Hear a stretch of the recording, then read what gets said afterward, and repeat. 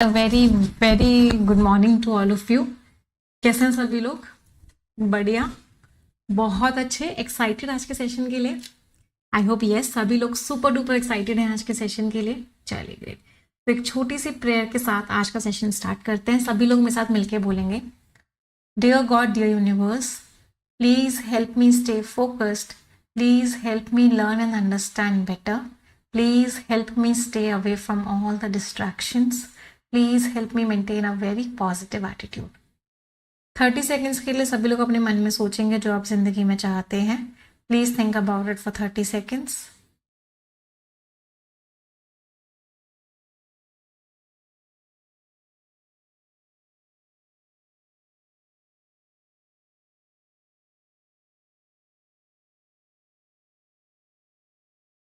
Repeat this line with me. Dear God, dear universe, please help each and every one of us get what we want in life.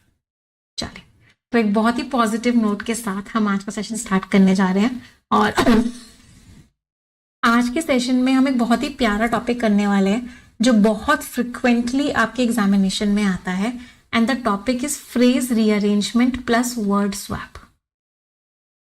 तो basically दो patterns combine करके आज का हम session करने वाले हैं, जिसमें आपका वर्ड स्वैप भी होने वाला है और आपका फ्रेज रीअरेंजमेंट भी होने वाला है। तो आज के क्वेश्चंस थोड़े से आपको डिफिकल्ट लगेंगे, बट पहले ही मुझे आप सब लोगों से कमिटमेंट चाहिए कि आज के क्वेश्चंस को देख के आप डरोगे नहीं। आज के क्वेश्चंस में आपकी वोकैबुलरी भी बहुत स्ट्रांग होगी, आपकी रीडिंग स्किल्स भी बहुत स्ट्रांग होंगी, और आज के सेशन का ओवरऑल बहुत ही पॉजिटिव इम्पैक्ट पड़ेगा आपकी इंग्लिश की लर्निंग स्किल्स पे। तो एक्साइटेड है everyone? Is everyone excited? Start करें? चलिए, सो लेट्स गेट स्टार्टेड। आज का सेशन स्टार्ट करते हैं। डरोगे तो नहीं? पक्का? प्रॉमिस? तो सभी को पहला क्वेश्चन दिख रहा है। अब ये क्वेश्चन है क्या, मैं आपको बताती हूँ। इसमें दो चीजें हमने की हुई हैं। एक सेंटेंस को हमने 4 पार्ट्स में डिवाइड किया है, और उसके अंदर हमने कुछ वर्ड्स भी लिखे हैं जो गलत हैं। तो उन वर्ड्स को हमें इंटरचेंज करना होगा जिससे कि वो अपनी सही जगह पे पहुंच जाए, और बाकी के सेंटेंस को हमको अरेंज करना हो। तो मतलब बेसिकली ये word swap plus phrase rearrangement का मिक्स्ड पैटर्न है। चलो, पहला क्वेश्चन है, साथ में करेंगे, फिर इसके बाद अगले क्वेश्चन के लिए मैं आपको 1-1 मिनट का टाइम देना स्टार्ट करूँ। तो सबसे पहले हमने क्या किया, पढ़ना स्टार्ट किया। आ सेम्बलेंस, सेम्बलेंस मीन्स ऐसा दिख रहा है ऑफ, देखो ध्यान से समझना, नाउन ऑफ नाउन होता है। तो ये नाउन है, तो यहाँ पे भी क्या आएगा, यहाँ पे भी नाउन आएगा। क्या सभी लोगों को क्लियर है? स्ट्रैटेजी सीखना, स्ट्रैटेजी क्या है। तो एमिटी तो नाउन होता है, एमिटी फ्रेंडशिप है। अब इन्होंने यहाँ पे ए को सी से चेंज किया है। सी में क्या है, डेरोगेटरी, लास्ट में ORY लग रहा है, मतलब ये एडजेक्टिव है। तो यहाँ पे नाउन ही आना चाहिए, नाउन को एडजेक्टिव से चेंज नहीं कर सकते। नाउन ऑफ एडजेक्टिव नहीं होता, नाउन ऑफ नाउन होता है। तो क्या मैं कह सकती हूँ, ये वाला ऑप्शन एलिमिनेट हो गया। स्ट्रैटेजी सीखना, क्या स्ट्रैटेजी है, हमको बेसिकली इसमें थोड़ी थोड़ी ग्रामर लगा के एलिमिनेशन करना है, जिससे कि हम आखिरी तक पहुंच जाए। तो पहला कॉन्सेप्ट हमने बेटा क्या यूज किया, हमने पहला कॉन्सेप्ट हमने ये यूज किया कि नाउन ऑफ नाउन होता है, मतलब बुक ऑफ राम है, ठीक है। और जिस शब्द के आगे लास्ट में ITY लगता है वो शब्द आपका नाउन होता है, और जिस शब्द के लास्ट में ORY लगता है वो वर्ड आपका एडजेक्टिव। तो इसमें लास्ट में ITY लग रहा था, ये नाउन था। इसमें लास्ट में ORY लग रहा था, ये एडजेक्टिव था। तो मतलब A को C से तो चेंज नहीं कर सकते। क्लियर है सभी को? फर्स्ट स्टेप क्लियर है। जो जो स्टेप्स मैं आपको बताती जा रही हूँ उनको आप उन कॉन्सेप्ट्स को नोट डाउन भी करते हुए चलो, क्योंकि आपको ओवरऑल पूरी क्लास में बहुत ज्यादा हेल्प मिलने वाली है। चलो, अब अगले पर आते हैं। अब चेक करते हैं बी वाले को। तो अब हम चेक करने जा रहे हैं किसको, अब हम चेक करने जा रहे हैं बी वाले को। चलो, towards the Pakistani squad served as the provocation. अच्छा, प्रोवोकेशन का मतलब क्या होता है, भड़काना। और कॉन्सिलेटरी का मतलब क्या होता है, कॉन्सिलेटरी का मतलब होता है सुकून देना। तो भड़काना, सुकून देना, क्या ये दोनों शब्द एक साथ आ सकते हैं? कॉन्सिलेटरी मीन्स चीजों को ठीक करना, लड़ाई खत्म करना, सुकून देना, और प्रोवोकेशन इज भड़काना। क्या मैं कह सकती हूँ बी तो अपनी जगह गलत है? कितने लोगों को समझ में आया कि बी अपनी जगह गलत है? मुझे कैसे पता चला कि बी अपनी जगह गलत है? प्रोवोकेशन भड़काना होता है, कॉन्सिलिएटरी होता है सुकून देना या अच्छा फील कराना या लड़ाई खत्म करना। बी अपनी जगह गलत है, इसका मतलब क्या है कि मुझे बी को भी इंटरचेंज करना ही पड़ेगा। बी को भी इंटरचेंज करना ही पड़ेगा, तो क्या मैं कह सकती हूँ ये दोनों ऑप्शंस भी एलिमिनेट हो गए? ये दोनों ऑप्शंस भी एलिमिनेट हो गए। चलो, अब यहाँ पे दो है कि या तो बी को एफ से कर रहे हैं, बी को सी से कर रहे हैं। डेरोगेटरी का मतलब होता है इंसल्टिंग। चलो डेरोगेटरी अभी मुझे नहीं समझ में आया, क्योंकि ये भी एडजेक्टिव है, ये भी एडजेक्टिव है। कोई बात नहीं, मैं इसको चेक करती हूँ। डी को विच वर डिजाइंड टू पेजोरेटिवली कैरिकेचर अलीग्ड। ई क्या है? Unequivocal targeted military strikes. D को ई से कर रहे हैं, और या फिर ई को एफ से देखते हैं। Surya Kumar Yadav unequivocal refusal. Unequivocal का मीनिंग क्या होता है? कोई भी चीज अगर अनइक्विवोकल होती है, क्लियर, इमीडिएट रिफ्यूजल। चलो अभी नहीं समझ में आया, पार्ट ऑफ स्पीच से तो कुछ भी समझ नहीं आया कि कौन सा किससे होगा। तो अब क्या करते हैं, अब अरेंजमेंट से ट्राई कर लेते हैं। मैम ई एफ रॉन्ग कैसे हो गया? हमने कहाँ बोला ई एफ रॉन्ग है?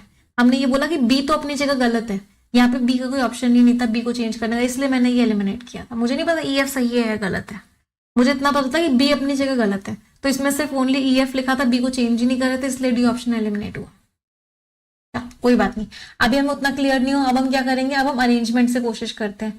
Let's try to do the arrangement. क्या पता अरेंजमेंट से हट जाए। तो सबसे पहले हमने एस पी क्यू आर को चेक किया। एस का दे रखा है ये रहा। सूर्य कुमार यादव ने जो रिफ्यूज कर दिया टू अफेक्ट, कि वो एक ऐसा बिहेवियर नहीं करेंगे, एंगेज नहीं करेंगे हैंडशेक्स में, और प्रोजेक्ट या फिर क्या नहीं दिखाएंगे, एस के बाद पी, प्रोजेक्ट असेंबलेंस, मतलब फ्रेंडशिप नहीं दिखाएंगे पाकिस्तानी स्क्वाड की तरफ। ये जो है एक भड़काने वाली बात थी। क्यों? इसने क्या किया, ऑपोजिशन को भड़का दिया कि वो क्या करे, ऐसे जेस्चर्स दिखाएं, कैसे जेस्चर्स दिखाएं, इस तरह के नेचर के आर जो डिजाइन किए गए थे किस चीज की तरफ, कि ये दिखाने की तरफ जिस तरीके से मिलिट्री स्ट्राइक हुई थी। मैच कर रहा है, ग्रामर सही बैठ रही है। चलो अब एक बार क्यू एस आर पी को देखते हैं, क्या इसकी ग्रामर सही बैठ रही है? चलो क्यू से स्टार्ट करते हैं। क्यू कहाँ है? ये रहा। इंसाइटिंग दी ऑपोजिशन, ऑपोजिशन को भड़काते हुए कि वो जानबूझ के एनर्जाइज हो और पब्लिकली ऐसे जेस्चर्स यूज करें जो एक डेरोगेटरी नेचर के हैं। अभी ये वर्ड तो चेंज हो जाएगा। क्यू के बाद है एस। एस क्या गया? सूर्य कुमार यादव का जो रिफ्यूजल था कि वो एक शांत बिहेवियर नहीं दिखाएंगे, हैंडशेक्स नहीं करेंगे या फिर प्रोजेक्ट नहीं करेंगे। एस के बाद आया R, project which. Okay, S और आर का पेयर नहीं हो सकता। घोटाला किस में हुआ? एस और आर के पेयर में। प्रोजेक्ट का मतलब होता है शो, तो किस चीज को प्रोजेक्ट कर रहे हैं? प्रोजेक्ट समथिंग, तो प्रोजेक्ट के आगे नाउन आना चाहिए। You project a behaviour, you project a similarity, you project something, तो आप किसी चीज को प्रोजेक्ट करते हो, तो प्रोजेक्ट के आगे नाउन आना चाहिए था, तो एस के आगे पी आना चाहिए था, एस के आगे आर नहीं आ सकता, तो ये भी एलिमिनेट हो गया। तो आंसर क्या निकला? Answer was B.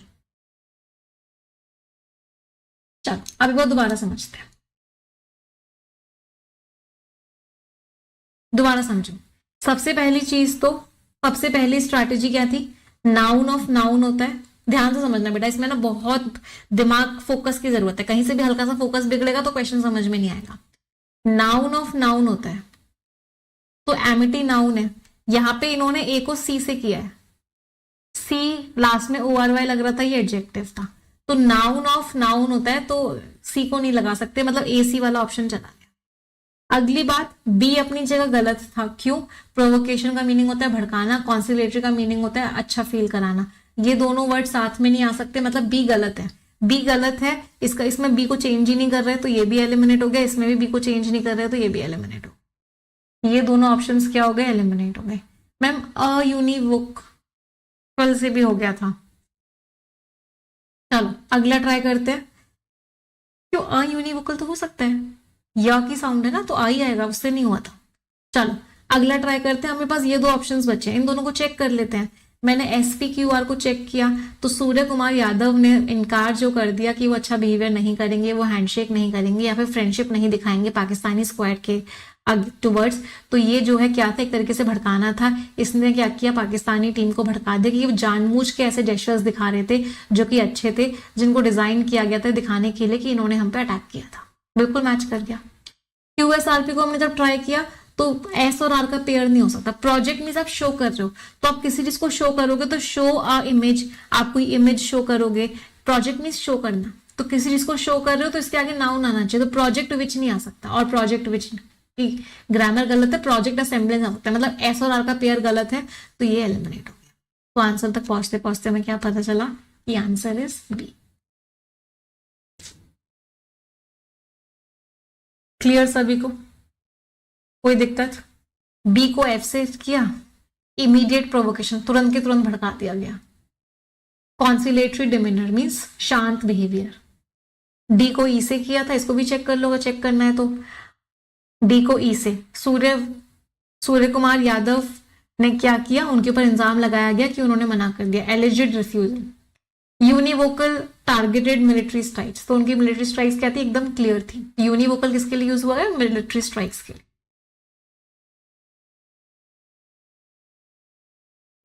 बेटा सॉरी, इसको बोलते हैं, एक सेकेंड। ओके हाँ, एक बच्चे ने बिल्कुल सही बोला, अनइक्विवोकल है ना ये, यू नहीं है ये, आ है। इसकी जो साउंड है वो आ की है, अनइक्विवोकल, तो इसके आगे आर्टिकल आ नहीं आ सकता, तो सी को ई से नहीं कर सकते, तो सी और ई का तो कोई ऑप्शन भी नहीं था बेटा। तो डाउट कैसा था? हाँ, इसकी साउंड कैसी है, आ की है, या की नहीं है। अम्ब्रेला अ की साउंड है, अनइक्विवोकल आ की साउंड, तो मतलब इससे पहले क्या आएगा, आर्टिकल अ नहीं आ सकता। बट सी और ई को तो इंटरचेंज ही नहीं कर रहे थे किसी ऑप्शन में, तो उससे आपको कोई हेल्प ही नहीं मिली थी। मैम ई और एफ को जो इंटरचेंज किया, अच्छा मैम ई और एफ, हाँ ई और एफ को ऐसे भी एलिमिनेट कर सकते थे, बिल्कुल सही बोला। आ नहीं आ सकता इससे पहले, तो ई और एफ भी हो गया, तो बहुत ईजी हो गया फिर तो ये क्वेश्चन अगर आप लोगों ने ये वाली चीज ढूंढ ली तो बहुत ईजी हो गया। ए को सी से नहीं कर सकते ग्रामर की वजह से, ई को एफ से नहीं कर सकते ग्रामर की वजह से, बी को चेंज करना ही करना पड़ेगा क्योंकि प्रोवोकेशन, भड़काने वाला प्रोवोकेशन अच्छा नहीं हो सकता, तो आपको तो चेक करने की जरूरत ही नहीं पड़ी। ये तो हार्डली फिर 10 सेकेंड का क्वेश्चन रह गया।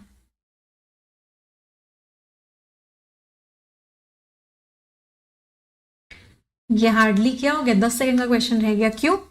दोबारा समझो, जिन लोगों को नहीं समझ आया कि इजी कैसे बना। पहली बात तो ये बात तो समझ में आ गई थी कि ए को सी से नहीं कर सकते, ये एलिमिनेट हो गया।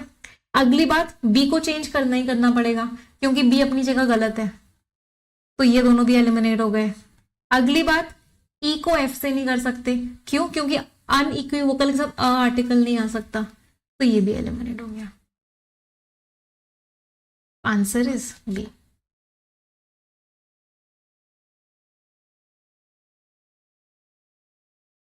हो गया इजी। चलो अगला क्वेश्चन ट्राई करेंगे, एक बार खुद से ट्राई करने की कोशिश करोगे?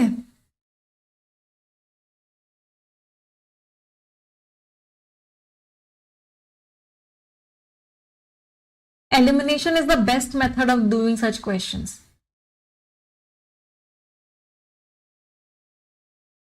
एडवांटेज एडवांटेज ही हो गया आपका फायदा।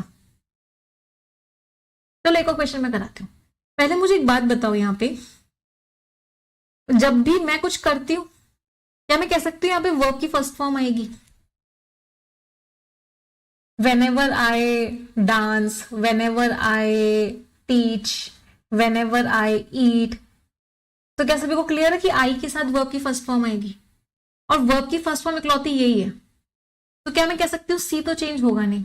चलो किसी में कोई ऑप्शन है भी नहीं सी को चेंज करने का। चलो अगला देखते हैं,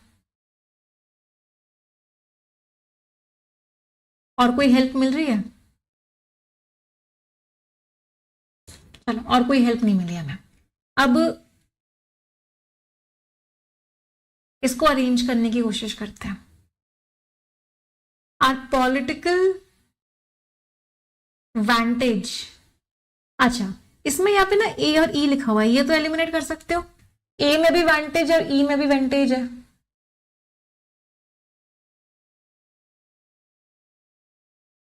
इसको ठीक कर लो। हाँ, एक गड़बड़ हुई है इसमें, इस वर्ड को ठीक कर लो, इसको डिस्कोर्स कर लो। अब करना है इसको। दो वेंटेज है ना, गलत लिखा हुआ था, कुछ एक प्रॉब्लम थी इसमें, चलो इसको ठीक कर लिया। अब इसको ठीक करते हैं। डिस्कोर्स है ये, वेंटेज नहीं है, क्योंकि वेंटेज तो ऑलरेडी यहाँ लिखा हुआ है। चलो, आर पॉलिटिकल वेंटेज, वेंटेज का मतलब तो एडवांटेज होता है, फायदा, कि आप किसी अच्छी पोजीशन पे हो, तो ए तो अपनी जगह गलत है। कितने लोगों को ये बात समझ में है कि ये अपनी जगह गलत है? पॉलिटिकल फायदा अपने आप को रिवील करता है, पॉलिटिकल फायदा अपने आप को रिवील करता है। वेंटेज मीन्स कि आप एक अच्छी पोजीशन पे हो, तो पॉलिटिकल चीज अपने आप, तो ए अपनी जगह गलत लग रहा है, ए अपनी जगह गलत है, तो ये सारे ऑप्शंस एलिमिनेट हो गए।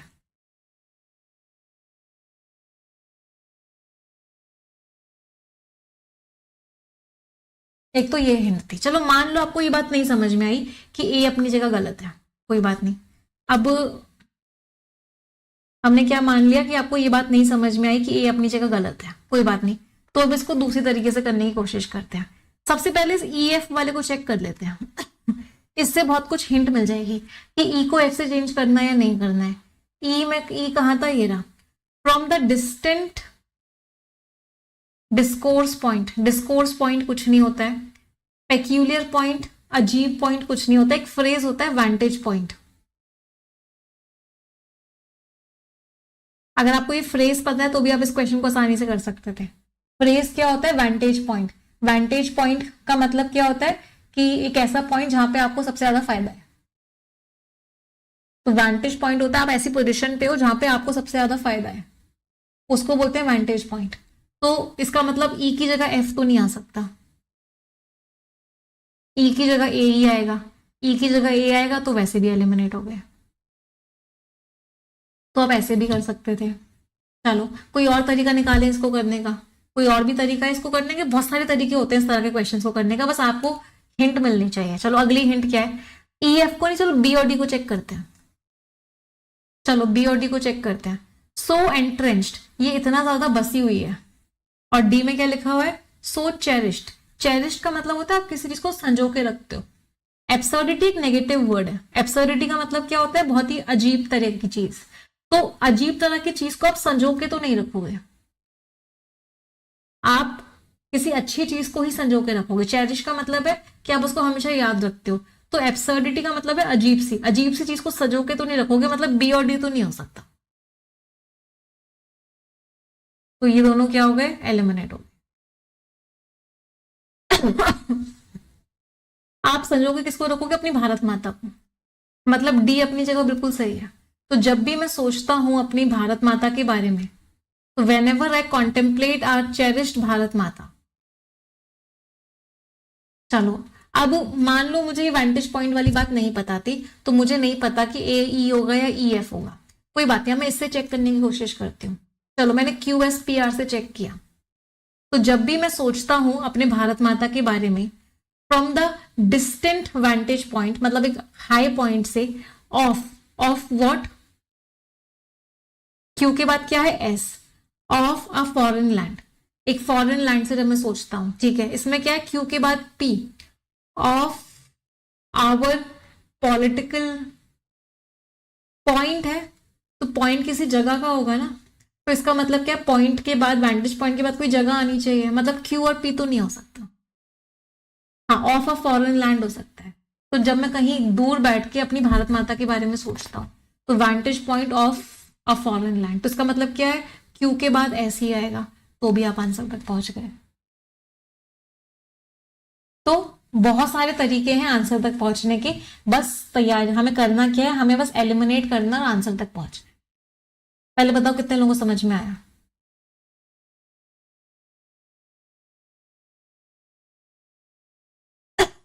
मैम एस के बाद आर भी नहीं आ सकता, फैब्रिक ऑफ, कहाँ है are, within the fabric of it evoke, सही बात है, एस के बाद आर भी नहीं आ सकता। नाउन ऑफ नाउन होता है। चलो एक ग्रामर की स्ट्रैटेजी और बताऊं, एक एक एक चीजों से बताते हैं आप लोगों को। क्या सभी लोगों को ये बात क्लियर है कि प्रेपोजिशन के बाद अगर कोई भी नाउन आएगा तो वो ना एडिशनल इंफॉर्मेशन होती है। प्रेपोजिशन के बाद कुछ भी आता है ना, वो एडिशनल इंफॉर्मेशन होती है। तो फैब्रिक ऑफ इट आपने कर दिया, बेटे इवोक्स की वर्ब की का सब्जेक्ट कोई नहीं होगा। चलो इतनी गहराई में नहीं जाते हैं। अगले क्वेश्चन में अगर यूज होगी ये वाली चीज तो ये बताऊंगी आप लोगों को कि प्रेपोजिशन के बाद हमेशा ऑब्जेक्ट आता है। ऑब्जेक्ट के बाद कभी भी वर्ब नहीं आ सकती, या तो ये वर्ब किसी और पहले की होगी, इसकी वर्ब नहीं हो सकती है। इसको हम आगे पढ़ेंगे जब हमें यूज में आएगी ये वाला कॉन्सेप्ट। एक और क्वेश्चन साथ में करते हैं पहले, फिर मैं आप लोगों को टाइम दूंगी करने में। बी सी को चेक कर लें पहले एक बार। Tactically disengaged from direct infusion, Ukraine appears to be grappling with and increasingly untenable conflict. अच्छा, मैं जब इसको पढ़ रही थी मुझे ना पीक्यू का एक पेयर समझ में आया।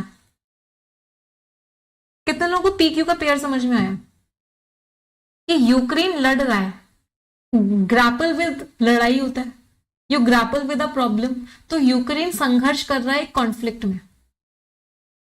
तो मैं तो चेक कर रही थी इन वर्ड्स को, लेकिन इन वर्ड्स को करते करते मुझे पी और क्यू का एक पेयर समझ में आ गया। कितने लोगों को पी और क्यू का पेयर समझ में आया कि ग्रैपल विद का मतलब होता है आप संघर्ष कर रहे हो, तो आप संघर्ष किसी लड़ाई में करोगे या किसी प्रॉब्लम में करोगे या किसी कंफ्यूजन में करोगे। You deal with a problem, आप डील करते हो किसी प्रॉब्लम के साथ। तो मुझे पढ़ते पढ़ते ये बात समझ में आई, क्या बात समझ में आई कि ग्रैपल विद है तो यूक्रेन परेशान है कॉन्फ्लिक्ट से, एक लड़ाई से परेशान है, मतलब पी के बाद क्यू आएगा। चलो, तो मुझे समझ में आया कि पी के बाद क्यू आएगा, तो मेरा ये दोनों तो एलिमिनेट हो। चलो, अगली बात मुझे ये समझ में आई, क्या क्यू से एंडिंग हो सकती है? हाँ, जो बच्चे डी आंसर दे रहे हैं उनको महापापी अवार्ड मिलने वाला है। क्या क्यू से एंडिंग हो सकती है? Suggesting that the tide of war may be turning, हो सकती है। टर्निंग वर्ब है, वर्ब के बारे में जो वर्ड बता रहा है वो एडवर्ब है। हो सकता है, हो सकता है। अभी स्टार्टिंग में लग रहा था नहीं होगा कि अनफेवरेबली से एंडिंग नहीं कैसे होगी, हाँ, बट यहाँ पे वर्ब इसकी पहले दे रखी थी तो हो सकती है। चल कोई बात नहीं। और कुछ समझ में आ रहा है? Despite the combat of military add, चलो हिंट मिल गई। मैम एस से एंडिंग नहीं हो सकती, हाँ ये बात तो, ये तो और इजी हो गया, एस से एंडिंग नहीं हो सकती, तो ये दोनों ऑप्शंस भी एलिमिनेट हो गए। क्या बात है, क्यू से एंडिंग हो सकती है, एस से एंडिंग नहीं हो सकती। अच्छा, मुझे एक और हिंट मिली थी, मुझे एक और हिंट क्या मिली थी, ध्यान से देखना। कॉम्बैट का मतलब लड़ाई होता है, लड़ाई होगी हेल्प की, एड का मतलब हेल्प होता है, तो हेल्प की लड़ाई कैसे होगी? फाइट ऑफ मिलिट्री एड कैसे हो सकता है? तो मुझे ये भी समझ में आ रहा था कि सी अपनी जगह गलत है, सी अपनी जगह गलत है, मतलब सी को तो चेंज करना पड़ेगा। तो ये दोनों ऑप्शंस, ये तीनों ऑप्शंस एलिमिनेट हो गए थे। तो कुछ कुछ कुछ कुछ आपको हिंट्स ढूंढ के निकालनी है बस। आपको सेंटेंस का ओवरऑल मीनिंग नहीं पता लगाना है, आपको बस हिंट निकालनी है। और ये हिंट आप आराम से निकाल लोगे अगर आप 10 क्वेश्चन मेरे साथ प्रैक्टिस कर लो इस पैटर्न के, 10-15 क्वेश्चन प्रैक्टिस कर लोगे तो ये वाली हिंट आपको बहुत इजीली मिल जाएंगे। चलो हमें क्या क्या हिंट मिली फिर से समझते हैं। एक हिंट तो मुझे ये मिली, ग्रैपल विद कॉन्फ्लिक्ट होता है, तो पी और क्यू का पेयर समझ में आया मुझे, पी और क्यू का पेयर समझ में आया तो ये दोनों एलिमिनेट हो गए। अगली बात मुझे समझ में है कि एंड से एंडिंग नहीं हो सकती, तो ये दोनों भी एलिमिनेट, आंसर तक पहुंच गए। एक बात मुझे ये भी समझ में आई थी, लड़ाई हेल्प की नहीं हो सकती, मतलब सी अपनी जगह गलत है, तो ये तीनों ऑप्शंस भी एलिमिनेट हो गए थे।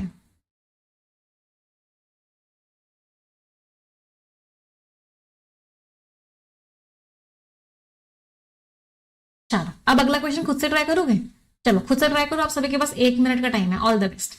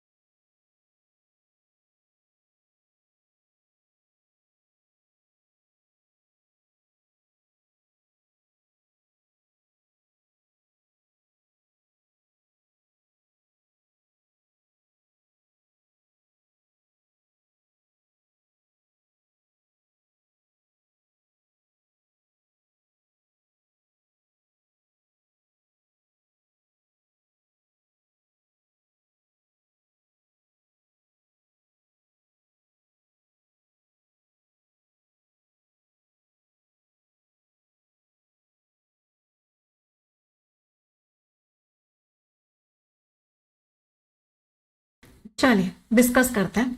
जब मैं इसको पढ़ रही थी तो मुझे समझ में आया कि ये अ के साथ एस्पिरेशन नहीं आ सकता। एन होता तो सही होता, अ के साथ एस्पिरेशन नहीं आ सकता, मतलब ई अपनी जगह गलत है। ठीक है, ई अपनी जगह गलत है तो ये भी एलिमिनेट हो गया, ये भी एलिमिनेट हो गया। चलो अब आइडेंटिफाई करते हैं कि ई की जगह क्या आएगा। नाउन ऑफ नाउन होता है तो यहाँ पे नाउन आना चाहिए। ठीक है, तो ई की जगह ए तो नहीं आ सकता। ठीक है, चलो ये आ सकता है, कंसोर्टियम नाउन होता है, जिस शब्द के लास्ट में आई यू एम लगता है वो नाउन होता है। सोवरन एडजेक्टिव होता है, सोवरन का मीनिंग इंडिपेंडेंट होता है, तो सी नहीं आ सकता ई की जगह, तो ई और सी नहीं हो सकता तो ये भी एलिमिनेट हो गया। चलो ई और एफ हो सकता है, चलो ई और एफ हो सकता है, ये भी नाउन है, और बी और ई हो सकता है, बी और ई भी हो सकता है। चलो मुझे इतना समझ में आ गया। चलो अब 51 कंट्रीज हैं, कंट्रीज नाउन है, नाउन के बारे में जो वर्ड बताएगा वो एडजेक्टिव होगा। कैसी कंट्रीज होती हैं? प्लान्ड कंट्री तो कुछ नहीं होती, कंसीव्ड का मीनिंग तो प्लान्ड होता है, मतलब ए और एफ तो नहीं हो सकता। ठीक है ई एफ और सी एफ को चेक करते हैं। ई एफ हो सकता है, एस्पिरेशन कंट्रीज तो नहीं हो सकता, ई और एफ भी नहीं हो सकता, एस्पिरेशन खुद से नाउन है यहाँ तो एडजेक्टिव आएगा। ई एफ नहीं हो सकता तो ये भी एलिमिनेट। पहुंच गए आंसर तक? क्या बात है मैम, हमने ऐसे किया कि क्यू और आर एंडिंग नहीं हो सकती। हाँ, क्यू से एंडिंग नहीं हो सकती तो ये एलिमिनेट हो गया। आर से भी एंडिंग नहीं हो सकती, क्या आर कहाँ ही रहा, आर से भी एंडिंग नहीं हो सकती तो ये भी एलिमिनेट हो गया। आंसर तक पहुंच गए, आंसर इज सी। इजी लगा?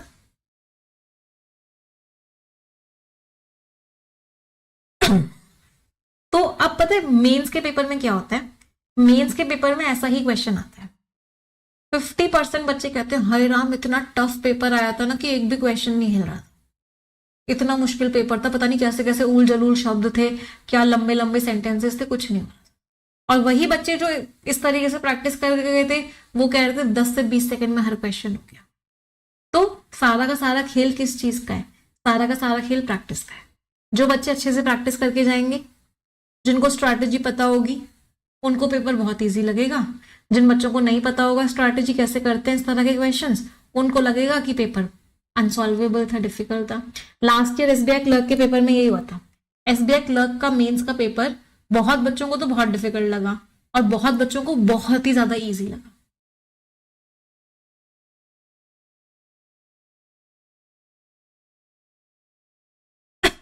चलो दोबारा समझते हैं।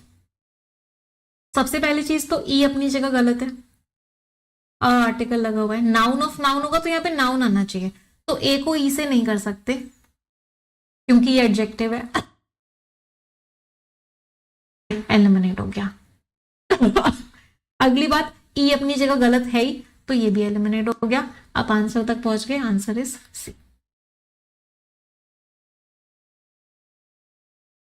मैम एक बार वो क्या बता दो। कंसीव का मतलब होता है plant, consortium means group, sovereign means independent, qualitative means quality wise, aspirations means आप क्या चाहते हो बनना, को एग्जिस्टेंस मीन्स साथ में रहना। चलो अब 3-3 क्वेश्चंस करके करेंगे, ठीक है? तैयार हो? चलो, all the best.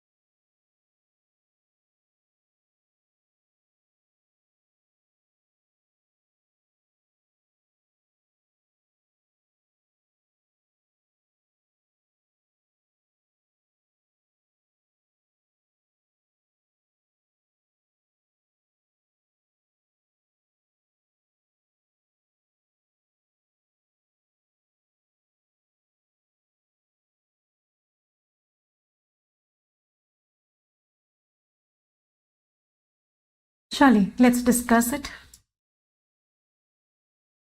In the Kargil region में वाइड स्प्रेड बहुत ज्यादा क्या है, पब्लिक एडजेक्टिव है।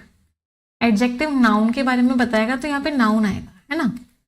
इसमें देखो लास्ट में एल लग रहा है, ये एडजेक्टिव हो गया, तो ए को सी से नहीं कर सकते। क्यों? Public unequivocal manifested, public adjective, adjective noun के बारे में बताते हैं। यहाँ पे नाउन आना चाहिए, अनइक्विवोकल एडजेक्टिव है, तो ए और सी तो हट गया। ए और बी भी नहीं हो सकता। स्टेमिंग फ्रॉम मीन्स कोई चीज किसी चीज से ऑरिजिनेट हुई। स्टेम फ्रॉम एक फ्रेजल वर्ब होती है। स्टेम फ्रॉम का मतलब क्या होता है, वो चीज वहां से शुरू हो रही है। तो बी अपनी जगह सही है, बी अपनी जगह सही है, तो ये दोनों भी एलिमिनेट हो गए। चलो अब अगला देखते हैं, इन दो इसको और चेक कर लेते हैं, बी को। सी और एफ, ठीक है, सी और एफ गलत है। रिजेक्शन नाउन है, नाउन के बारे में जो वर्ड बताएगा वो एडजेक्टिव होगा, तो यहाँ पे एडजेक्टिव आना चाहिए। एलिवेशन तो फिर से नाउन है, लास्ट में आईओएन लग रहा है, तो एलिवेशन क्या है, नाउन, नाउन से पहले एडजेक्टिव आता है, तो यहाँ पे एडजेक्टिव आना चाहिए। तो सी और एफ भी नहीं हो सकता, ये भी एलिमिनेट। तो answer was what? Answer is E, no rearrangement is required. कोई भी रीअरेंजमेंट रिक्वायर्ड नहीं है। कोई परेशानी किसी को भी? एक बार दोबारा समझे, चलो एक बार दोबारा समझते हैं। सबसे पहली चीज स्टेम फ्रॉम मीन्स कहीं से शुरू होना, मतलब बी अपनी जगह सही है, बी अपनी जगह सही है, तो ये दोनों एलिमिनेट हो गए। अगली बात, ए को सी से रिप्लेस नहीं कर सकते। क्यों? क्योंकि रिजेक्शन नाउन है, नाउन के बारे में जो वर्ड बताएगा वो एडजेक्टिव होगा, जबकि डिसेंट नाउन होता है। डिसेंट का मीनिंग है डिसएग्रीमेंट। लास्ट में ई एन टी जिसके लगता है वो नाउन होता है, जिसके लास्ट में ए एल लगता है वो एडजेक्टिव होता है। ए को सी से नहीं कर सकते। अगली बात, डी को ई से नहीं कर सकते। क्यों? क्योंकि ये एडवर्ब है, एडवर्ब वर्ब के बारे में बताता है, तो ये वर्ब के बारे में बता रहा है। सब्सिक्वेंट एडजेक्टिव, एडजेक्टिव के बारे में नाउन बताता, तो यहाँ पे नाउन नहीं आएगा, तो यहाँ नाउन नहीं आएगा, यहाँ एडवर्ब भी आएगा, दोनों अपनी जगह सही है, तो डी को भी ई से नहीं कर सकते। तो answer is E. Ma'am R से एंडिंग भी नहीं हो सकती, सही बात है, आर से एंडिंग नहीं होती, एडजेक्टिव के बाद नाउन आता है, तो इसके आगे नाउन आना चाहिए। कितने लोगों का ठीक निकला? चलो आगे बढ़े। ओके, अगला question, a minimal manner operating with, चलो पहले इसको चेक कर लेते हैं। मैनर नाउन है, नाउन के बारे में जो वर्ड बताएगा वो एडजेक्टिव होगा, ठीक है, ये एडजेक्टिव है, ये भी एडजेक्टिव है, ये भी एडजेक्टिव है। चलो ये लार्जली क्या है, एडवर्ब है, और फंक्शन क्या है, वर्ब है। तो वर्ब के बारे में जो वर्ड बताता है वो क्या होता है, एडवर्ब होता है। इसका मतलब मुझे क्या लग रहा है कि डी तो अपनी जगह सही है ना। वर्ब के बारे में जो शब्द बताता है वो एडवर्ब होता है, रिकरेंट एडजेक्टिव है और फ्रेगमेंटेड भी एडजेक्टिव है, तो एक ही एडवर्ब है। वर्ब के बारे में जो वर्ड बताता है वो एडवर्ब होता है, इसका मतलब डी अपनी जगह बिल्कुल सही है, डी में कोई चेंज नहीं करना, डी में कोई चेंज नहीं करना, तो ये एलिमिनेट हो गया। चलो आगे देखते हैं, सारे एडजेक्टिव्स थे। तो इसका मतलब क्या है कि मुझे ऐसा कोई हेल्प नहीं मिलेगी पार्ट ऑफ स्पीच से। तो अब देख लेते हैं, एंडिंग वाली चीज देख लेते हैं। तो इसमें एंडिंग एस से हो रही है, क्या एस से एंडिंग हो सकती है? हो सकती है। पी से एंडिंग हो सकती है? हो सकती है। इससे भी मुझे हेल्प नहीं मिली, चलो अब कोई बात नहीं, तो अब क्या करना पड़ेगा, अब हमें चेक ही करना पड़ेगा, और कोई ऑप्शन नहीं है हमारे पास। चलो चेक करते हैं। सबसे पहले मिनिमल वर्ड को ही देखते हैं। मैनर मिनिमल तो नहीं हो सकता। चलो हिंट मिल गई, यहाँ पे भी हिंट मिल गई। मैनर मीन्स तरीका, तरीका कम से कम तरीका, इसकी तो इंग्लिश ही गलत हो गई। मिनिमल मैनर कैसे हो सकता है? मिनिमल मैनर तो हो नहीं सकता, मतलब ए तो अपनी जगह गलत है, ए अपनी जगह गलत है, तो ये भी एलिमिनेट हो गया, ये भी एलिमिनेट हो गया, और ये भी एलिमिनेट। तो इसका मतलब आंसर क्या बचा? सी। मैम क्यू से स्टार्टिंग नहीं हो सकती, एक बच्चा कह रहा है। डिस्पाइट हो सकती है क्यू से स्टार्टिंग, क्यों नहीं हो सकती? स्टार्टिंग से समझ में आई? चलो क्यों नहीं हो सकता मिनिमल मैनर? मिनिमल मीन्स कम से कम तरीका क्या होता है? या तो तरीका होता है या नहीं होता, या कम से कम मैनर क्या हो, मिनिमल तरीका क्या होता है? कोई मतलब ही नहीं है मिनिमल तरीके का, कम से कम तरीका। चलो एक बार स्टार्टिंग से फिर से सीखते हैं। ये डी अपनी जगह सही था, ये वर्ब था, वर्ब के बारे में जो वर्ड बताता है वो एडवर्ब होता है। डी अपनी जगह सही था, तो इसका मतलब ये एलिमिनेट हो गया, डी अपनी जगह सही है। चलो एक ही एलिमिनेट हुआ। अगली हिंट हमको क्या मिली थी, हाँ मिनिमल मैनर कुछ नहीं होता, तो मतलब ए अपनी जगह गलत है, ए अपनी जगह गलत है, तो ये भी एलिमिनेट हो गया, ये भी एलिमिनेट हो गया और ये भी एलिमिनेट। हाँ मिनिमल इंटरवेंशन हो सकता है, कम से कम बीच में आना है। क्लियर। फ्रेगमेंटेड मैनर हो सकता है, बटा हुआ तरीका। मैं मीनिंग्स बता दूं, मिनिमल मीन्स कम से कम, परवेसिव मीन्स जो सब जगह फैला हुआ है, कॉन्स्पिक्युअस मीन्स जो एकदम क्लियर है, रिकरेंट मीन्स जो बार बार हो रहा है, फ्रेगमेंटेड मीन्स बटा हुआ है। चलो अगला देखते हैं क्या हिंट मिली। चलो देखते हैं, कोई ना कोई तो हिंट मिलेगी कहीं ना कहीं। तो यहाँ पे परसिस्टेंटली लिखा हुआ था ना, इस अपर्सिस्टेंटली, परसिस्टेंटली एडवर्ब है तो ये एक ही जगह तो नहीं आ सकता, ये नाउन है, नाउन के बारे में जो वर्ड बताएगा वो एडजेक्टिव होगा, तो यहाँ पे भी एडजेक्टिव आएगा। ऑब्जर्वेशन भी नाउन है, नाउन के जगह जो वर्ड आएगा वो एडजेक्टिव होगा, है ना। परसिस्टेंटली एडवर्ब है, मतलब एक ही जगह भी नहीं आ सकता, सी और बी की जगह भी नहीं आ सकता, तो सबसे पहले तो ए और सी को हटाया हमने। चलो और तो सी किसी में लिखा नहीं है, कोई बात नहीं। और देखते हैं विजिलेंट टैरिफ स्ट्रक्चर कैसे हो सकता है। टैरिफ स्ट्रक्चर का मतलब क्या, टैक्स स्ट्रक्चर लगाया गया है। विजिलेंट का मीनिंग होता है एकदम चौकन्ना, तो कोई इंसान एकदम चौकन्ना है, तो विजिलेंट टैरिफ स्ट्रक्चर कैसे चौकन्ना हो सकता है, चौकन्ने तो लोग हो सकते हैं। टैरिफ स्ट्रक्चर, टैक्स का स्ट्रक्चर तो विजिलेंट नहीं हो सकता, मतलब ई अपनी जगह गलत है, ई अपनी जगह गलत है, तो ये दोनों भी एलिमिनेट हो गए। चलो अब ये दो बचे हैं, तो इनमें ये सेम है, ये सेम है, बस मुझे ए और डी चेक करना है कि ए और डी सही बैठ रहा है या नहीं बैठ रहा। अगर ए और डी सही बैठेगा तो सी आंसर होगा, और अगर ए और डी सही नहीं बैठेगा तो आंसर क्या होगा, तो आंसर बी होगा। तो अब मुझे सिर्फ ए और डी को चेक करना है। चलो ए और डी को चेक करते हैं, let's check A and D. तो सेंट्रल बैंक ने अडॉप्ट किया है एक स्ट्रैटेजिकली एसिमुलेटेड पोस्चर, और डी क्या है, tightening and recent expansionary physical measures, मतलब उन्होंने कुछ कदम उठाए हैं येट टू बी फुली। हो गया, हिंट मिल गई। To plus be plus verb की थर्ड फॉर्म आएगी। इनको पूरी तरीके से इकोनॉमी में इंक्लूड करना है, इकोनॉमी में केयरफुल करना है। किसी चीज को पूरी तरीके से क्या करोगे, इंक्लूड करोगे, केयरफुल नहीं करोगे। सकमस्टेंस का मीनिंग केयरफुल है, तो इकोनॉमी में इनटू भी लिखा हुआ है, तो इंक्लूड क्या करना होगा इकोनॉमी में, मतलब ए और डी को चेंज करना पड़ेगा, तो ये भी एलिमिनेट हो गया। Answer is what, answer is, एक बार दोबारा समझते हैं, मजा आ रहा है इस तरह के क्वेश्चंस करने में।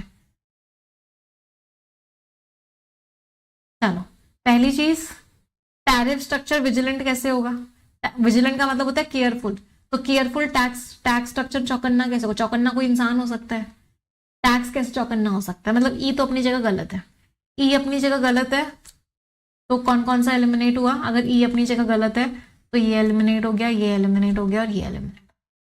अगली बात, ये बिल्कुल सेम लिखे हुए हैं, बस ए डी का फर्क है, तो बस ए डी को देख लेते हैं, ए और डी को देखा। To plus be plus verb की थर्ड फॉर्म होती है कि इस चीज को इकोनॉमी में इंक्लूड करना है, इंक्लूड करना है मतलब ए और डी को चेंज करना पड़ेगा, तो ये भी एलिमिनेट हो गया। Answer is C. मीनिंग्स बता देती हूँ। एसिमुलेट का मतलब होता है आप किसी चीज को क्या कर रहे हो, आप किसी चीज को इंक्लूड कर रहे हो। प्रोटियन ऐसे इंसान को बोलते हैं जो आसानी से चेंज हो रहा है, जो बहुत फ्लेक्सिबल हो। परसिस्टेंटली का मीनिंग होता है लगातार। सर्कमस्पेक्ट का मीनिंग होता है केयरफुल। विजिलेंट का मीनिंग होता है चौकन्ना। एंटीसीडेंट का मतलब होता है कोई एग्जाम्पल, किसी चीज, जो चीज पहले हुई है एग्जाम्पल की तरह, उसको क्या बोलते हो, antecedent. Clear, ready for next 3 questions. चलो all the best everyone.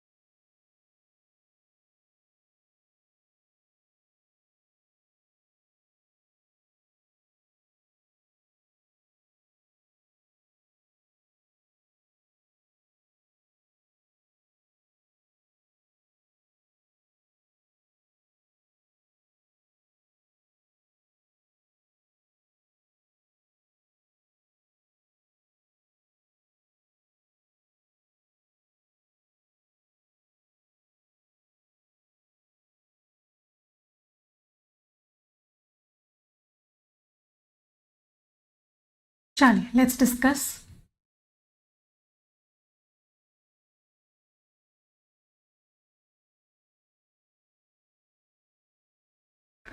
Sanitation, sustained hygiene. देखो हाइजीन नाउन है, नाउन के बारे में जो वर्ड बताएगा वो एडजेक्टिव होगा, ठीक है। तो ए को किसी से रिप्लेस किया, किसी में, इसमें किया ए को एफ से। एनजेंडर हाइजीन, एनजेंडर एक वर्ब होती है, इसका मतलब होता है प्रोड्यूस करना, तो प्रोफाउंड एडजेक्टिव है, तो यहाँ पे प्रोड्यूस करना तो नहीं आ सकता है ना, मतलब ए को एफ से तो नहीं करेंगे, तो ये तो एलिमिनेट हो गया। अगला देखते हैं, ये इसको देख लेते हैं, एफ कहाँ पर आएगा। एफ तो चलो टू के साथ वर्ब की फर्स्ट फॉर्म आएगी, तो टू के साथ ही वर्ब की फर्स्ट फॉर्म में है, मतलब एफ को तो चेंज नहीं करेंगे, एफ तो अपनी जगह सही है। चलो कोई बात नहीं, कुछ और हिंट निकालने की कोशिश करते हैं, कुछ एंडिंग देखते हैं। इसमें एंडिंग आर से हो रही है, आर कहाँ है, ये रहा। That cleanliness is a habit and sanitation a value, हो सकती है आर से एंडिंग। इसमें क्यू से हो रही है, क्यू से एंडिंग हो सकती है, नहीं, क्यू से एंडिंग नहीं हो सकती।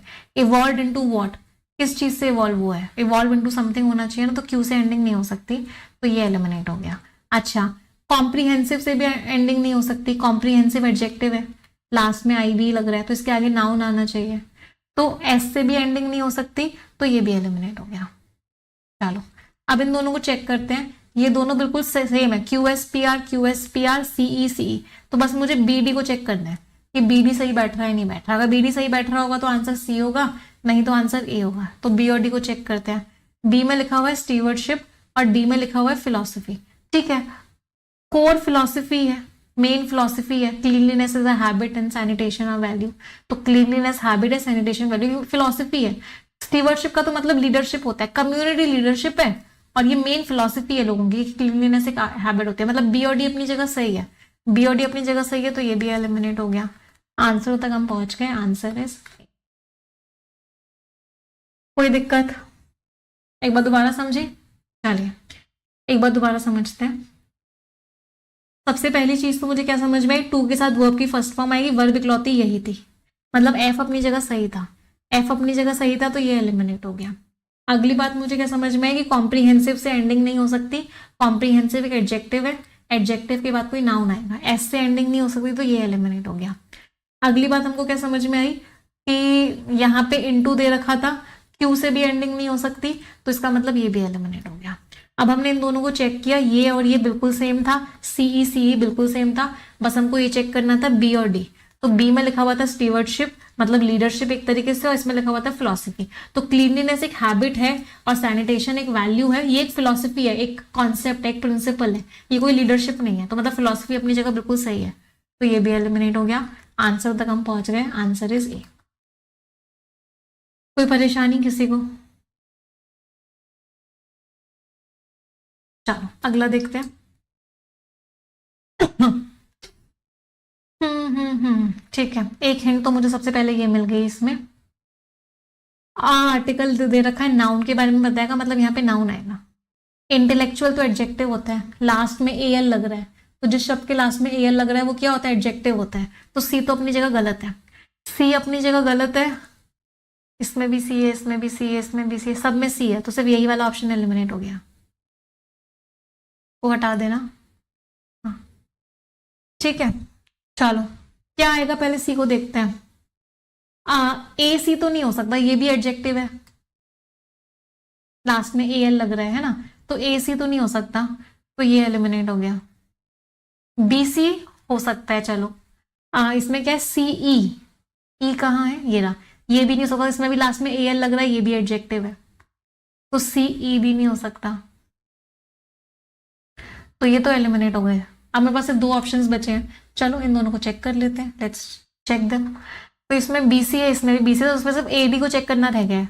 अच्छा पहले एंडिंग वाला आइडेंटिफाई करते हैं, इसमें आर एंडिंग है, इसमें क्यू एंडिंग है, तो क्यू से एंडिंग हो सकती है, आर से भी, वैसे आर से एंडिंग नहीं हो सकती क्योंकि यहाँ पे कॉमा लगा हुआ है, वैसे हो भी सकते, चलो अभी क्लियर नहीं हुआ, कोई बात नहीं। ए डी को चेक करते हैं, ए में लिखा हुआ है डायलेक्टिकल और डी में लिखा हुआ है प्री एमिनेंट, हेल्प नहीं मिली, क्यों, क्योंकि इसमें भी लास्ट में ए एल लग रहा है, ये भी एडजेक्टिव है, इसमें भी लास्ट में ई एन टी लग रहा है, ये भी एडजेक्टिव है, मतलब इससे तो मुझे हेल्प नहीं मिली, तो अब मुझे क्या करना पड़ेगा, अब मुझे पढ़ के देखना पड़ेगा। पढ़ के मैं देखूंगी तब मुझे आइडेंटिफाई होगा कि आंसर ए होगा या फिर आंसर डी होगा। चलो कोई बात नहीं, पढ़ के देख लेते हैं कि कौन सा वाला एकदम सही लग रहा है।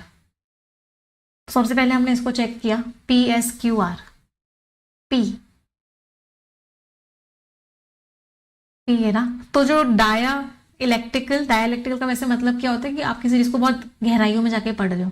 तो कन्नड़ के जो लिटरेचर हैं और पब्लिक एक्सिजिस का मतलब भी क्या होता है, आप किसी चीज को बहुत गहराई में पढ़ रहे हो। रहमात तरीकरे, एस कहाँ है, ये रहा। मेटिक्यूलसली, बहुत केयरफुली क्रॉनिकल कर रहे हैं, लिख रहे हैं। द एवोल्यूशन ऑफ, इन्होंने मॉडर्न कन्नड़ लिटरेचर के एवोल्यूशन के बारे में लिखा है बाय। एस के बाद क्या आया, क्यू कहां पर है, ये रहा। बाय अंडरटेकिंग, इन्होंने क्या किया, एक क्रिटिकल इवैल्यूएशन किया उसके फाउंडेशनल और सबसे ज्यादा लड़ाई वाले कंटेंशियस, प्री एमिनेंट, कंटेंशियस के बाद क्यू के एंगेजमेंट्स, और आर अपने बहुत ही इंपॉर्टेंट वर्क में, जिस वर्क का नाम ये था। अच्छा, अब हमको यहाँ पे एक छोटी सी हिंट मिल गई। हमको यहाँ पे एक छोटी सी हिंट क्या मिली बेटा, हिंट हमको ये मिली कि यहाँ पे ना हम किसी पर्सन की बात कर रहे हैं। रहमत तरीकरे, मतलब यहाँ पे पर्सन की बात हो रही है। तो पर्सन डायलैक्टिकल कैसे हो सकता है, पर्सन तो फेमस होगा। हम यहाँ पे क्या बात कर रहे हैं, एक पर्सन की बात कर रहे हैं, तो पर्सन तो डायलैक्टिकल नहीं हो सकता। पर्सन क्या होगा, पर्सन फेमस होगा। तो इस ए की जगह मुझे डी को चेंज करना ही पड़ेगा। इसका मतलब क्या, ए और डी को तो चेंज करना ही पड़ेगा। कैसे मुझे पता चला कि ए और डी को हमने चेंज किया, हम यहाँ पे ये जो कन्नड़ के इतने बड़े लिटरेचर हैं, क्या है ये, इतने ज्यादा इंटेलेक्चुअल है, मतलब बहुत बढ़िया काम इन्होंने किया है। रहमत तरीकरे जी तो एक पर्सन है ना, तो पर्सन है तो यहाँ पे दोनों वर्ड्स पर्सन वाले आएंगे। तो पर्सन के लिए कौन कौन से वर्ड आप यूज कर सकते हो, इंसान के लिए आप इंटेलेक्चुअल वर्ड यूज कर सकते हो, इंसान के लिए आप फेमस वर्ड यूज कर सकते हो। तो वो इंसान बहुत फेमस है, बहुत ही ज्यादा नॉलेजेबल है। तो इसका मतलब क्या, इन दोनों की जगह आपको सी और डी लगाना पड़ेगा, जो कि इसमें है, इसमें तो नहीं है। तो आंसर हमको ऐसे भी पता चला कि आंसर क्या होगा, answer will be D. Ma'am R से स्टार्टिंग भी नहीं हो सकती, आर से स्टार्टिंग नहीं हो सकती, क्यों, उनके बहुत ही इंपॉर्टेंट काम में, उन्होंने बहुत ही बढ़िया काम किया कन्नड़ साहित्य वगैरह, इतने इंपॉर्टेंट काम में जो इतने फेमस पर्सन हैं, इन्होंने क्या किया, इन्होंने बहुत ही केयरफुली लिखा है कि किस तरीके से कन्नड़ का लिटरेचर इवॉल्व किया, डेवलप हुआ। उन्होंने बहुत ही गहराइयों में जाके स्टडी किया, कोई प्रॉब्लम नहीं है, क्या दिक्कत है। चलो एक बार दोबारा समझते हैं। जो बच्चे कह रहे हैं आर से स्टार्टिंग नहीं हो सकती, ये सेंटेंस पता कैसा है, in his book mister Ram wrote this story. तो ये इन हिज बुक क्या है, ये एडिशनल इंफॉर्मेशन है किसकी, मिस्टर राम की। तो अपनी किताब में मिस्टर राम ने ये कहानी लिखी, कोई प्रॉब्लम नहीं है, इससे स्टार्टिंग हो सकती है। तो ये जो हिज है किसके लिए, मिस्टर राम के लिए। ऐसा ही सेंटेंस वहां बनाया गया है, इन हिज नॉवल उन्होंने ये काम किया। चलो एक बार दोबारा समझते हैं, कोई बात नहीं, एक बार दोबारा समझ लेते हैं, नो प्रॉब्लम। सबसे पहली चीज तो मुझे क्या हिंट मिली, वो हिंट ये मिली कि यहाँ पे अक्रिटिकल दे रखा है, तो यहाँ पे एक नाउन आएगा। तो सी अपनी जगह गलत है, सी अपनी जगह गलत है, तो सब में ही सी दे रखा था, बस यही वाला ऑप्शन एलिमिनेट हुआ। अगली हिंट हमको क्या मिली, एफ अपनी जगह बिल्कुल सही है, मेटिक्यूलसली एडवर्ब है, एडवर्ब किसके बारे में बताता है, वर्ब के बारे में बताता है। तो एफ अपनी जगह बिल्कुल सही है, एफ अपनी जगह बिल्कुल सही है, तो ये एलिमिनेट हो गया। अगली हिंट हमको क्या मिली, the next hint was what,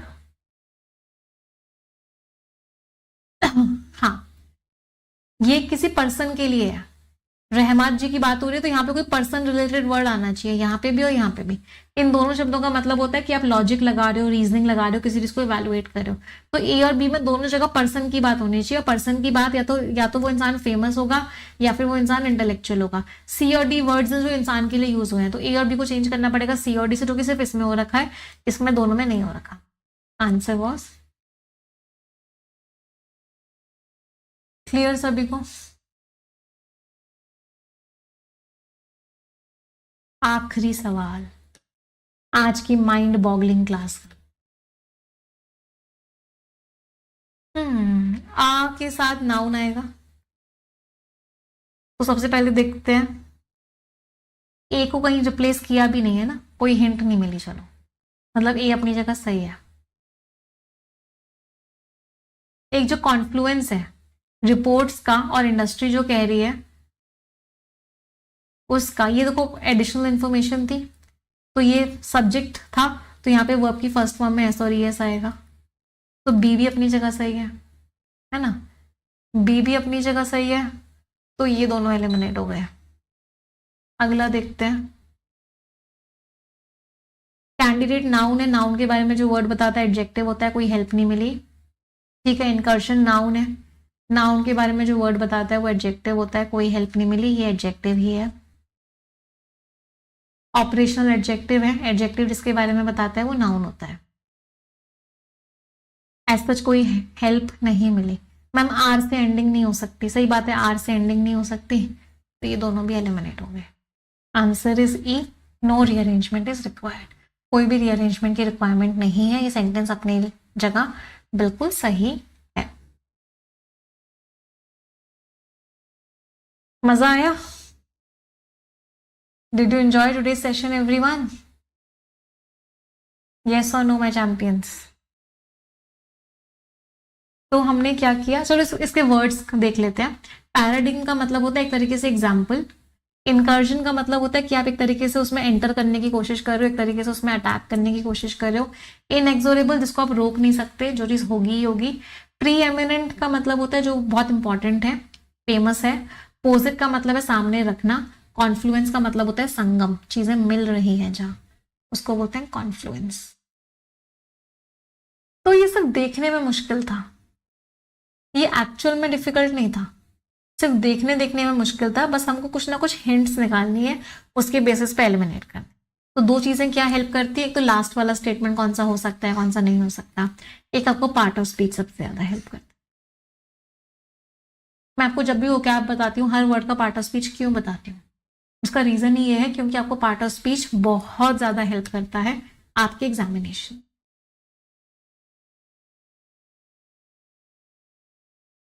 yes,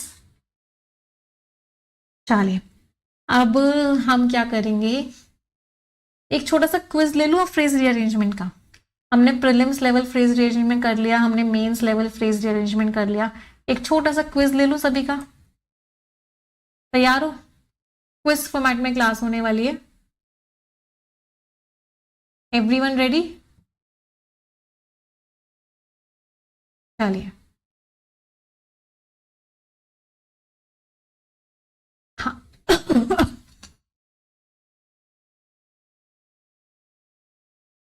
हाँ मैं फाइल अपलोड कर देती हूँ, just give me a minute.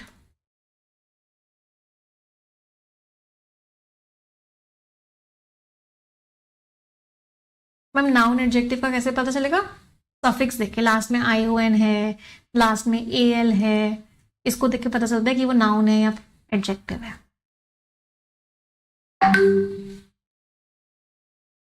आपको हर क्वेश्चन के लिए 45 सेकेंड्स का टाइम दिया जाएगा and you have to do those questions within 45 seconds. 10 questions मैं आपको दिखा रही हूँ आपके क्विज में, और यहां से आपका क्विज शुरू होता है। All the best everyone. ये रहा पहला क्वेश्चन आप सभी के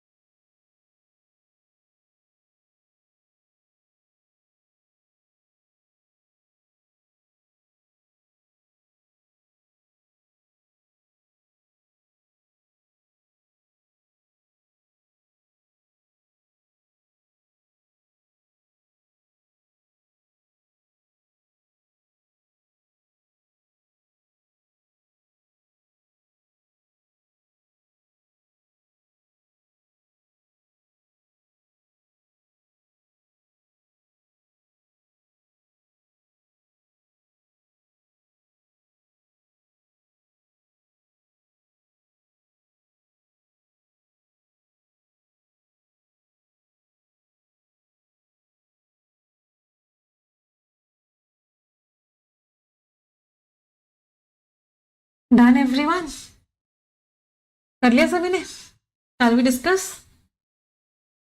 चलो, अगर आपने 10 में से 5 या 6 नंबर भी ले आए ना, वो भी ये जो 10 क्वेश्चन हमने किए हैं, तो आई फील कि आप फ्रेज रीअरेंजमेंट आपको अच्छे से आ गया।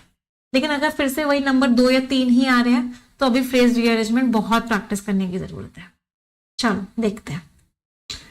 रीमन surfaces and dynamics became the first woman to win mathematics professor Maryam Mirzakhani. अच्छा, ये जो है फर्स्ट वुमेन बनी होंगी, तो एक तो मुझे सी और बी का पेयर समझ में आया, सी और बी का पेयर समझ में आया, तो ये भी गया, ये भी गया, ये भी गया, ये भी गया। इसको चेक कर लेते हैं कि ये जो है फर्स्ट वुमेन बन गई टू विन, क्या जीतने के लिए? फील्ड्स मेडल जीतने के लिए। 2014 में किस चीज के लिए उनको दिया गया ये मेडल? कि उन्होंने इस चीज पे काम किया था। बिल्कुल मैच कर गया, आंसर इज ए।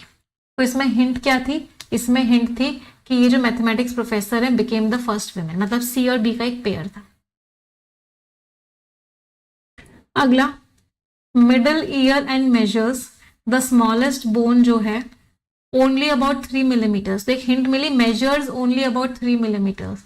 ए और सी की हिंट मिली मुझे, measures only about 3 millimetres in total length. A और सी मिला तो ये गया और ये भी गया। Which is located in the human, the smallest bone in the human body. तो जो स्मॉलेस्ट बोन है ह्यूमन बॉडी में, एक जो कॉम्बिनेशन हमको मिला वो बी और ई का मिला, बी और ई का मिला तो ये भी गया, ये भी गया। इसको चेक कर लेते हैं। तो स्मॉलेस्ट बोन है ह्यूमन बॉडी में, वो स्टेप्स है जो कि लोकेटेड है मिडिल ईयर में और मेजर करती है लगभग 3 मिलीमीटर। ठीक है, तो answer is what? Answer is D. अगला question, 100,000 light years across its an estimated 100 to 400 billion stars and stretches approximately. अच्छा, स्ट्रेचेस लगभग लगभग कितना? अच्छा, स्ट्रेचेस अप्रोक्सीमेटली ये भी हो सकता है, ये भी हो सकता है। चलो अभी ऐसा हिंट नहीं मिली, बट सी और ई तो नहीं हो सकता। स्ट्रेच कर रही है कितना, तो इसके आगे कोई नंबर आएगा, तो या तो सी और ए होगा या फिर सी और बी होगा। तो चलो अभी कोई ऐसा हिंट नहीं मिली। Spiral visible disc structure the Milky Way galaxy contains. तो जो मिल्की वे गैलेक्सी कंटेन कर रही है तो लगभग लगभग इतने बिलियन नंबर आना चाहिए, तो इतना बिलियन। तो मुझे एक कॉम्बिनेशन मिला ई और बी का, तो लगभग लगभग इतने बिलियन क्या है? स्टार्स हैं। बी और सी का भी कॉम्बिनेशन था, तो मिल्की वे गैलेक्सी में लगभग लगभग इतने बिलियन स्टार्स हैं। तो ई बी सी था, तो ये दोनों एलिमिनेट हो गए, ये भी एलिमिनेट हो गया।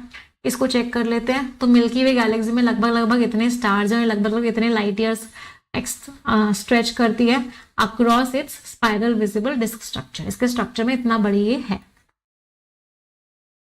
समझ में आ रही है स्ट्रैटेजी कैसे एलिमिनेट कर रहे हैं?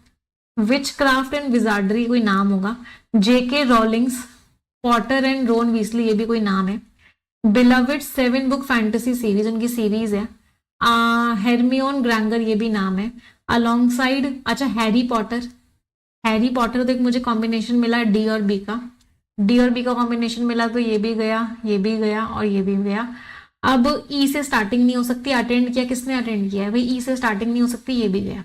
इसको चेक कर लेते हैं। तो हरमियोन ग्रैंगर जो है हैरी पॉटर के साथ और इनके साथ इन्होंने अटेंड किया Hogwarts school of this JK rolling की सीरीज में। बिल्कुल मैच हो गया, आंसर इज। चलो अगला, इंडिविजुअल परसेप्शन वेरीज बेस्ड। अच्छा, बेस्ड ऑन समथिंग होता है ना, तो बेस्ड द नहीं हो सकता, बेस्ड ये नहीं हो, हाँ बेस्ड ऑन ये रहा। तो एक मुझे कॉम्बिनेशन मिला ए और ई का, बेस्ड ऑन। ए और ई का कॉम्बिनेशन मिला तो ये भी गया, ये भी गया, ये भी गया, ये भी गया। इसको चेक कर लेते हैं, बी डी ए ई सी। तो ह्यूमन आई जो है डिस्टिंग्विश कर सकती है, अलग कर सकती है लगभग लगभग 10 मिलियन डिफरेंट कलर्स। इसके थ्रू इंडिविजुअल परसेप्शन के थ्रू, नहीं सॉरी 2, हालांकि जो इंडिविजुअल परसेप्शन है वो अलग अलग होता है based on genetics, age, lighting. E के बाद क्या है? सी, लाइटिंग कंडीशंस और आसपास का जो विजुअल कॉन्टेक्स्ट। बिल्कुल मैच कर गया, answer is B. Based on से ही आपको हेल्प मिल गई। कोई भी एक हिंट निकाल लो, बस सिंपल सी बात ये है। विच इज वाई, इसीलिए जो कुकिंग इंस्ट्रक्शंस हैं डिक्रीजेस एज एल्टीट्यूड इंक्रीजेस। जो बॉइलिंग पॉइंट ऑफ वाटर है, अच्छा boiling point of water decrease करता है, तो एक कॉम्बिनेशन हमको सी और बी का मिला। Boiling point of water decrease करता है जैसे जैसे हाइट बढ़ती है। सी और बी मिला तो ये भी गया, ये भी गया, ये भी गया। इन दोनों को चेक कर लेते हैं, सी बी ए ई डी। तो जो बॉइलिंग पॉइंट है वाटर का वो डिक्रीज करता है जैसे जैसे हाइट बढ़ती है, इसीलिए जो कुकिंग इंस्ट्रक्शंस होती हैं वो अलग होती हैं उन लोगों के लिए जो लोग माउंट बहुत ज्यादा ऊंचाइयों पे रह रहे होते हैं। बिल्कुल मैच कर गया। अच्छा, ई और डी का भी पेयर था, लिविंग इन, ई और डी का भी पेयर था, तो ये भी एलिमिनेट हो गया था। अगला, इसके अलोंग साइड 23 और रिकॉर्डिंग्स हैं इस साल। Will join national recording registry की जो टेलर स्विफ्ट की एल्बम है और जो बियॉन्से की जो सिंगल लेडीज है, लाइब्रेरी ऑफ कांग्रेस ने अनाउंस किया। अनाउंस किसी चीज को किया होगा तो अनाउंस के आगे दैट आना चाहिए, अनाउंस दैट। तो इसका मतलब ई और सी का पेयर था, ई और सी का पेयर था, ये भी गया, ये भी गया, ये भी गया। अब इन दोनों को चेक कर लेते हैं। सबसे पहले मैंने ई सी डी बी ए को चेक किया, तो जो लाइब्रेरी ऑफ कांग्रेस है उसने अनाउंस किया, क्या अनाउंस किया कि टेलर स्विफ्ट की जो एल्बम है 1989 और जो बियॉन्से की जो सिंगल लेडीज है वो ज्वाइन करेगी नेशनल रिकॉर्डिंग रजिस्ट्री को, किसके साथ, 23 और रिकॉर्डिंग्स के साथ। ठीक है, थोड़ा बहुत मैच लग रहा है।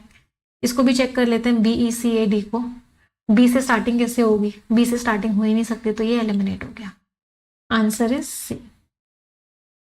अगला, इंटरनेशनल बुकर प्राइज जो है, between the author prize money equally and the translator, between के साथ एंड लगाते हैं, between the author and the translator. B और डी का पेयर समझ में आया, बी और डी का पेयर समझ में आया, तो ये भी गया, ये भी गया, ये भी गया। इसको चेक कर लेते हैं, ए ई सी बी डी। तो जो इंटरनेशनल बुकर प्राइज है वो डिवाइड करेगा इतना यूरोज, ई के बाद क्या है, सी, प्राइज मनी, इक्वली डिवाइड करेगा ऑथर और ट्रांसलेटर के बीच में। बिल्कुल मैच कर गया। इसको भी चेक कर लो किसी बच्चे ने ये आंसर मार्क किया हो तो। International Booker prize, price price, दो बार प्राइस प्राइस क्यों लिखेंगे, गलत हो गया। आंसर इज ए।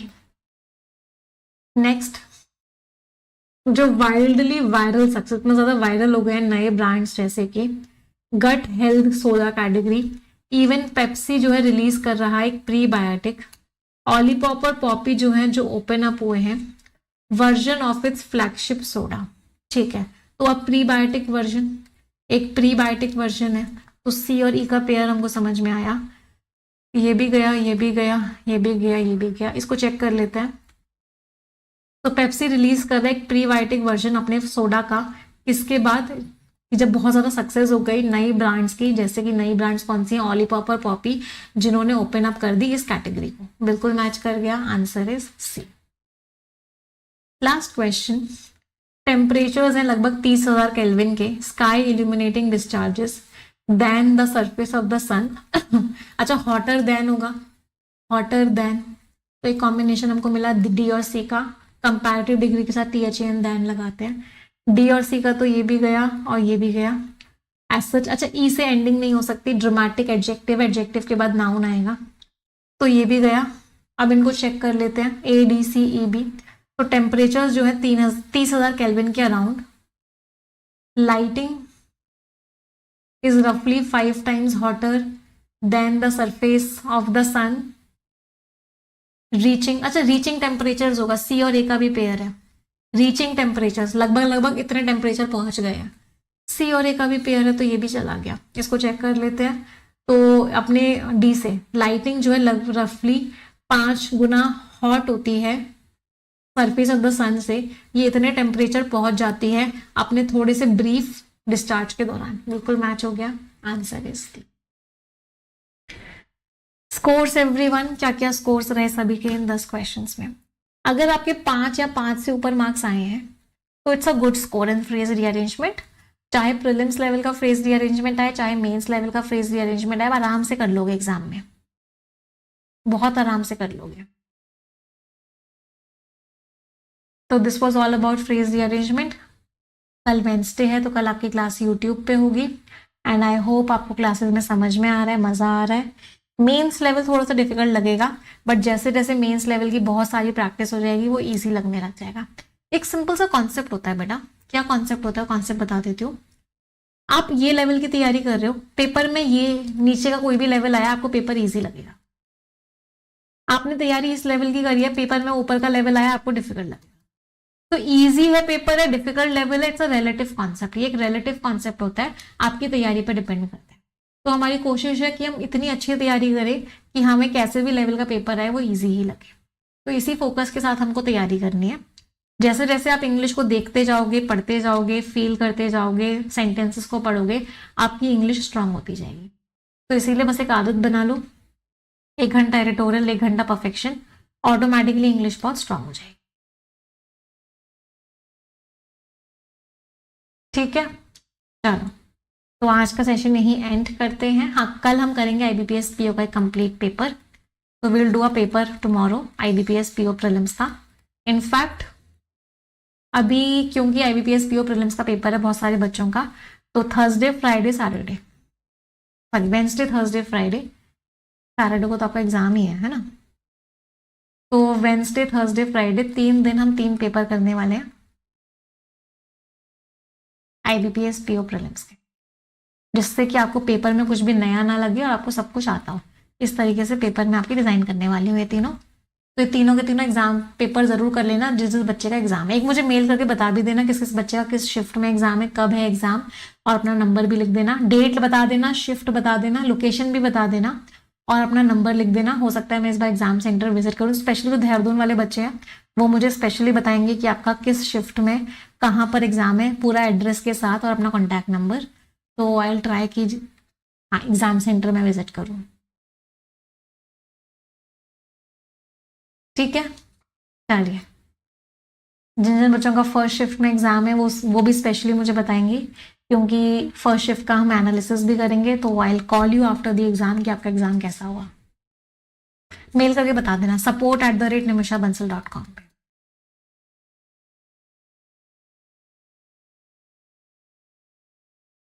ठीक है, चलो तो आज को सेशन यही एंड करते हैं। 5 सेंटेंसेस ग्रैटिट्यूड के सभी लोग मेरे साथ मिलकर बोलेंगे। Thank you God for giving me such a wonderful life. Thank you God for my parents, teachers, family and each and everyone in my life. Thank you God for making me physically, mentally and emotionally strong. Thank you God for the food that I eat, for the place that I live in and everything around me. Thank you God for making me who I am. तो इसी positive note के साथ आज का session end करते हैं। Thank you everyone, bye bye, take care, stay blessed.